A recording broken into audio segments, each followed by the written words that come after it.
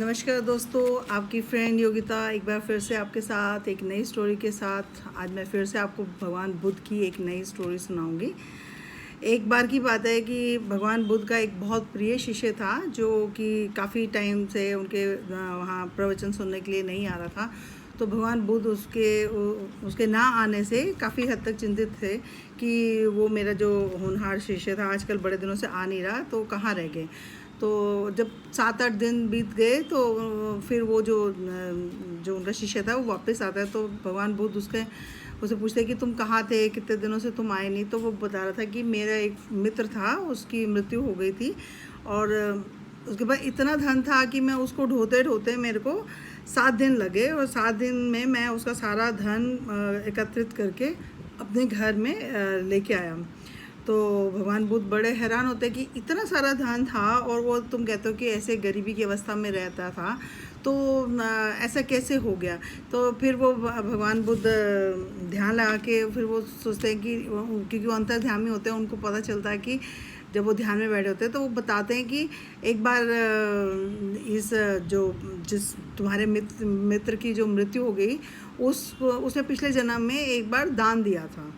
उस दान के बदले में उसको काफ़ी धन मिला, लेकिन दान देने के बाद उसको फिर उसी थोड़ी देर उसी भाव में रहते रहते तो उसका बड़ा अच्छा पुण्य कर्म हो गया। लेकिन थोड़े ही टाइम के बाद उसको उस पर पछतावा होने लगे कि मैंने यूं ही इतना सारा धन दान में दे दिया। तो उसी कारण से उन्होंने जब इस जन्म में दोबारा जन्म लिया तो वो ही था कि उनको जो वो पुण्य कर्म किया था कि उन्होंने दान दिया था, उसके बदले में तो उनको बहुत सारा धन मिल गया। लेकिन जो उसके बाद उनका एक संकुचित भाव ने उनका प्रकट हुआ था, उसके बदले में भगवान ने उनकी मन में ऐसे भाव इकट्ठे कर दिए कि वो धन मिलने के बाद भी खर्च नहीं कर पा रहा था अपना, क्योंकि उसके अंदर कंजूसी की भावना जाग गई थी। और वो इतना कंजूसी में आ गया कि उसने अपने भाई के मरने के बाद अपने भाई के पुत्र को भी इसीलिए मरवा दिया कि वो धन लेना चाहता था। इस कारण से धन तो उसके बाद बहुत हो गया, लेकिन उसके जो दो भाव थे, एक तो पिछले जन्म में उसने वो किया कि दान दे के पछतावा किया, दूसरा इस जन्म में उसने अपने भाई के बेटे को मार के उसका धन भी उसने हथिया लिया। इस वजह से उसका जो धन था वो उसके किसी काम नहीं आया और वो इतने बुरे हाल में जीते जीते मर गया, लेकिन अपने पीछे इतना सारा धन छोड़ गया जो आज तुम बोल रहे हो कि इतना सारा धन है। तो इसीलिए जब हम कोई भगवान बुद्ध यही कहते हैं कि जब आप किसी को कुछ देते हो, दान देते हो, तो मेन बात ये कि भगवान तो भाव के भूखे होते हैं।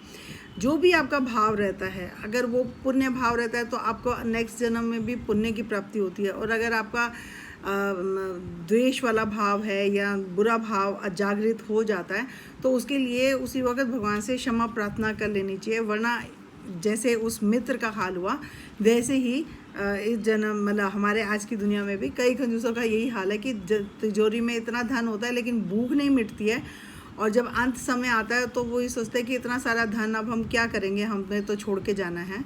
कि हमें भी अपना भाव के ऊपर सबसे ज़्यादा कंसंट्रेट करना चाहिए, भाव को अपने शुभ और उसका चेकआउट करते रहना चाहिए कि हमारा हम दान दे रहे हैं उसके बाद हमारे अंदर कोई गलत भावना है, हम पुण्य कर रहे हैं तो कोई गलत भावना हमारे दिल में ना उजागर हो, क्योंकि वो जो हमने पुण्य कर्म किया भी होता है, भाव बदलते ही उसका सारा पुण्य ख़त्म हो जाता है। आशा है आपको भगवान बुद्ध की ये वाली स्टोरी भी बहुत पसंद आएगी और इससे जो मिली शिक्षा है वो भी आप अपने जीवन में उतारने की भरसक प्रयत्न करेंगे। और फिर ऐसे ही नई स्टोरी के साथ एक बार फिर से आएगी योगिता आपके सामने। तब तक के लिए अपना ध्यान रखिए, शुभ कर्म करते रहिए। तब तक के लिए नमस्कार।